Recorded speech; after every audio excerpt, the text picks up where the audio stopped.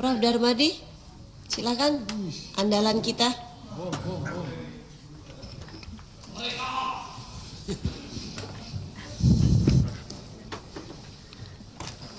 Assalamualaikum warahmatullahi wabarakatuh. Shalom.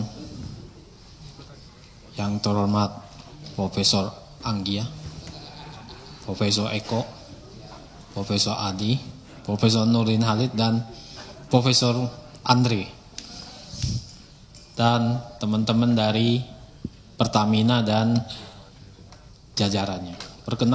Perkenalkan Pak, nama saya Darmadi Durianto, Dapil DKI Jakarta, Jakarta Barat, Jakarta Utara, Kepulauan Seribu.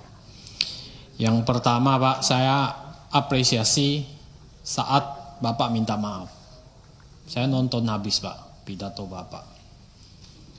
Kemudian Bapak di situ ngomong soal pembenahan. Saya juga senang Pak, gitu. Saya nggak masuk detail hari ini karena sudah banyak tadi kapoksi saya, bos saya itu Pak Mufti Anam sudah nyampaikan detail habis. Tapi sebetulnya ke depan ini yang saya tunggu-tunggu ini, yang Bapak harus jelaskan, itu pembenahannya seperti apa?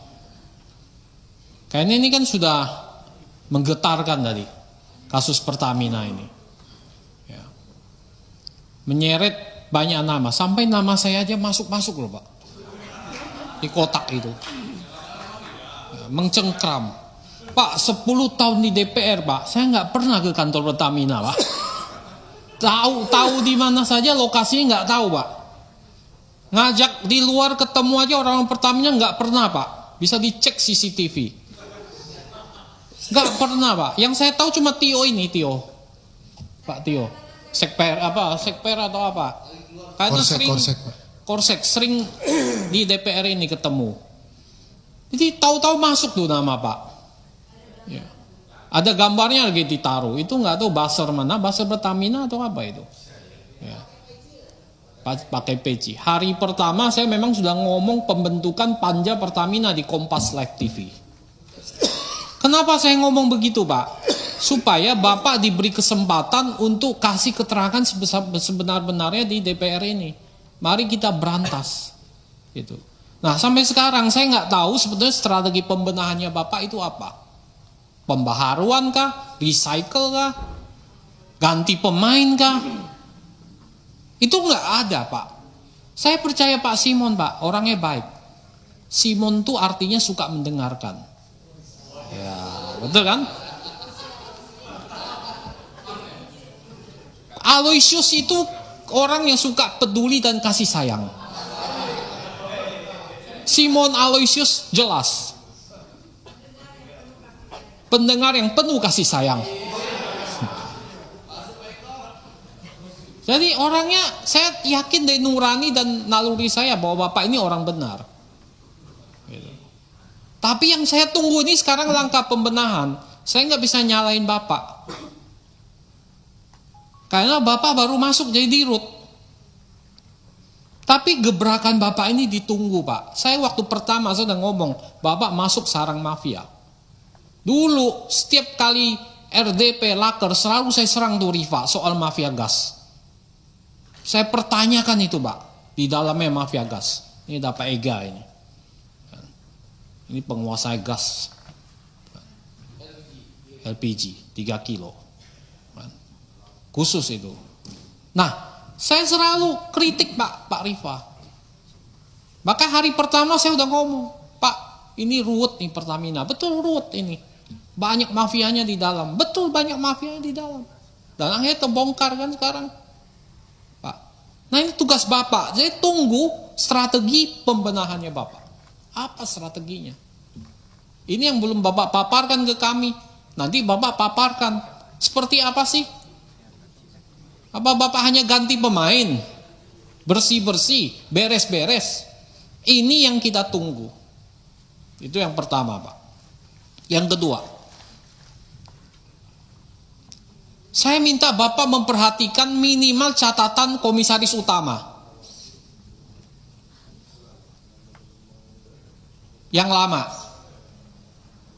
yang viral, yang puluhan juta orang nonton, temannya Pak Andre. Itu temannya Pak Andre, Pak. Komut lama itu. Ya. Ya. Jadi banyak catatan situ yang saya yakin banyak kebenarannya di sana.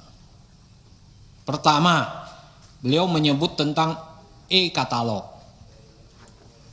Apakah betul internal direksi Pertamina ini nggak mau menerapkan e-katalog RKPP ini? Yang tadi disindir Pak Mufti. Ini catatan pertama. Catatan kedua, apakah betul banyak orang Petral masih di dalam? Bapak mau beresin apa enggak? Orang-orang Petral ini yang mafia dulu ini mau diberesin enggak? Begitu. Atau setengah hati Bapak nggak bisa beresin? Buktinya kemarin Petra bubar, orangnya jadi dirut tuh. Pertamina Patraniaga. Nah ini masih ada nggak orang-orangnya? Saya dapat info dari orang dalam bahwa ada masih orang-orang Petral dulu di situ. Masih mau nggak Bapak beresin itu? Saya yakin Pak, ini sebenarnya nggak berhenti di sini. Dugaan saya, di atasnya masih ada. Dugaan saya nih, saya udah nangkep tuh. Ya, di atasnya masih ada itu. Oh, sekpernya udah. Nah, ini saya minta. Bapak ini sekarang orang tertinggi di Pertamina. Saya yakin dengan sepenuh hati Bapak bisa beresin. Lulusan Taruna Nusantara. Tegas, tapi peduli dan kasih sayang. Pendengar yang baik, Simon. Aloysius, peduli dan kasih sayang. Ya. Wajah Bapak tuh memancarkan banyak kasih sayang, Pak. Saya senang dengan wajah Bapak. Jadi itu. Yang ketiga yang disebut pengadaan aditif, di situ juga ada mafia. Betul nggak ini? Melibatkan orang BPK. Ini kan cerita-cerita dari Komut temannya Andre ini, yang harus Bapak klarifikasi ke dalam.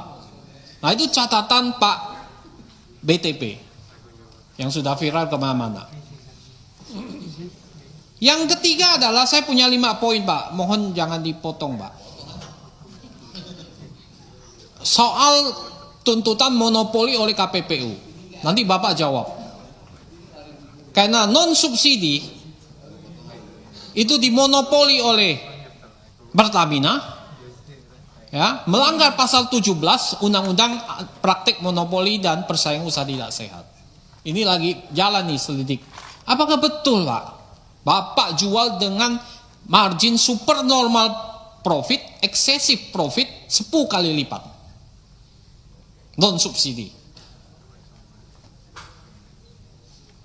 Nanti Bapak jelaskan, itu menjadi isu. Yang keempat Pak, ada aspirasi dari konstituen yang melakukan pelaku industri. Yang merupakan pelaku industri Pak.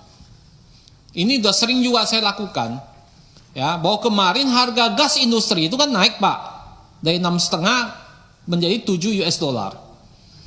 Ya.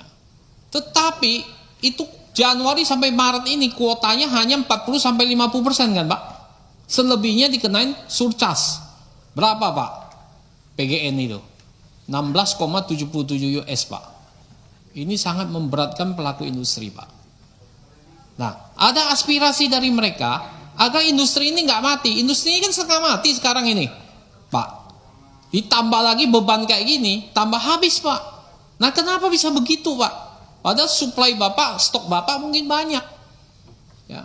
Kuotanya hanya 50% yang HGBT itu Pak. Di atas itu kena surcharge 16,77. Benar nggak Pak? Benar nggak Pak? PGN. Ya nggak apa-apa, saya sampaikan di rootnya biar tahu gitu. Saya yakin benar Pak, dari industri Pak yang ngomong ditagih udah 16,77 Pak. Tagihannya ada Pak. Wah ini mau apa ini? Nah, ini saya minta dijawab dan investigasi, Pak. Ya. Yang kelima, keuangan. Ini pendapatannya memang stagnan, Pak. Betul ya, Pak ya? Tapi bagaimana dengan labanya, Pak? Saya lihat, saya hanya dapat data dari media sampai Oktober 2024. Itu labanya 42,35 triliun. Dari media. Laba 2023 Bapak sekitar 76 triliun. Kelihatan labanya nggak sampai seperti tahun lalu. Nah, ini mohon Bapak jelaskan, Pak. Ya. Dan saya lihat ada penarikan utang selama 2023, karena saya nggak pegang data 2024. Ya, ada kenaikan sekitar 15 triliun utang jangka pendek. Untuk apa sih Pak? Bapak nambah utang jangka pendek? Di satu sisi, kas Bapak itu 300 triliun, Pak. Kas on hand Bapak 300 triliun. Tapi kenapa ada terjadi lonjakan hutang jangka pendek? Mohon nanti Pak Simon jelaskan. Untuk apa ini? Ya. Nah, itu saya pikir yang kelima. Ya. Oh ya, cukup. Terima kasih, Bu Pimpinan.